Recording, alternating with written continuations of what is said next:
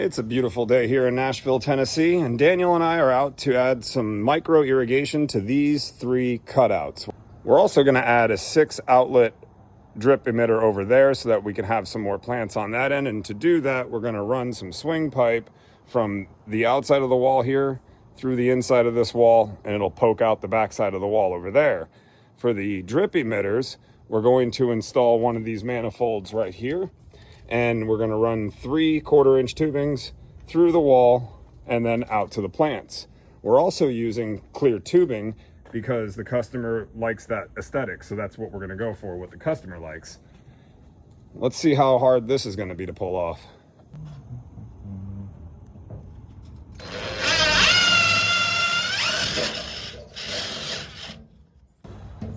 Oh, that's the right size hole. Perfect. Perfect.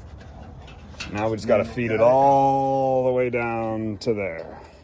It took for Daniel and I to run this tube through all 3 of these openings to figure out an efficient way of doing it, and it involves this short piece of swing pipe here. Let me show you what we did. We'll do it for this next one here. All right. So the process starts with us getting the tube 100% through the hole. So we're going to fish this all the way through, very slowly. And now that we've got it most of the way through, we're going to fish the funny pipe that we've been using, the swing pipe. I'll fish it to you. Oh, do you want to just fish it through and hand it to me? So. All right, we're going to change it up. But what I did before is I pushed that swing pipe from this side to Daniel's side, and then he would do what he's doing right now, is fish the 1/4-inch tubing into that. And the reason why we're doing this is that 1/4-inch tubing is kind of hard to work with. It's limp. You can't pass it by. But this more rigid swing pipe, on the other hand, and Daniel's making it a little bit straighter so that it comes all the way over through here. But as you guys can see through the wall here, almost. Oh, there we almost. I got it. Awesome.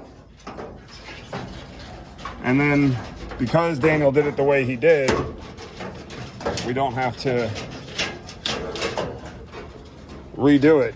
We can just keep it together. There's the other end of it. And then Just keep on going. yeah, just keep on going. I would pull that back so that the tip of it's not sticking way out. Yeah. And we're doing this all in one take. Oh yeah. Grab it from here. It's got stuck on the stud. All right, I got it. Just got to be real careful with this metal. It's sharp. All right. And then we'll fish it back through that one, which will inevitably come back out on this side like a glove.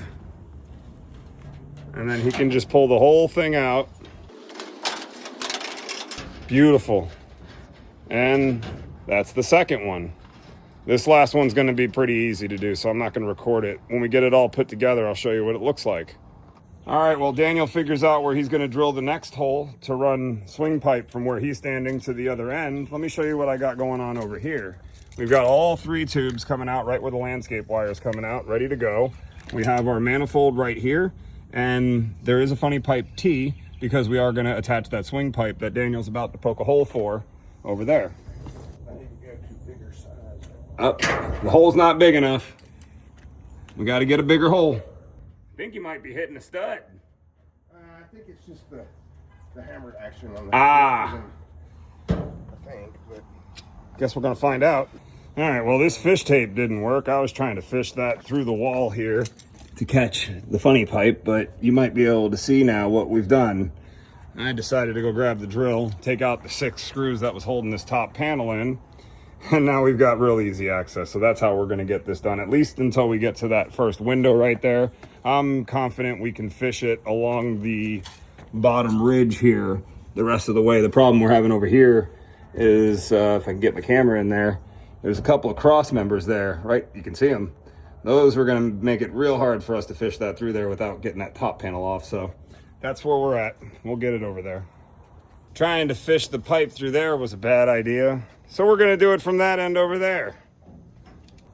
Well, that went a lot quicker than I thought. Thanks, Daniel. That was a great idea. Let's get this last piece in now. And there it goes. That's the other end. Such a pain in the butt to get it through that material too. Yeah. All right, we got both ends connected, or ran rather. Now it's time to get everything connected and turned on so we can show you what we're trying to do here. All right. I'll work it out on this end because I still have to go underneath that metal piece and around the L box right there, which is going to be a little bit of a pain in the butt, but I'll make it work somehow. While Daniel finishes up with that 6 outlet manifold, let me go show you what I did with mine over here. We've got the funny pipe running out right there, nice and clean. It goes right into this corner here, and there's my manifold. Now I pointed it down on purpose because I do plan on putting a small little valve box in here that I may have to cut down because I don't need it to be that deep, but that will go there. Well, we've got our mess cleaned up, and let me show you what we're looking like over here. Yes, the zone is running. There's our little manifold inside of there. We've got our drippers going. Probably close these off just a little bit. Awesome. Yeah, we'll close them off because she's running that other stuff. Yep, and we've got awesome pressure here. This was a good design, Daniel. I think we did a really good job today. Agreed. Let's ask for a review. On to the next one.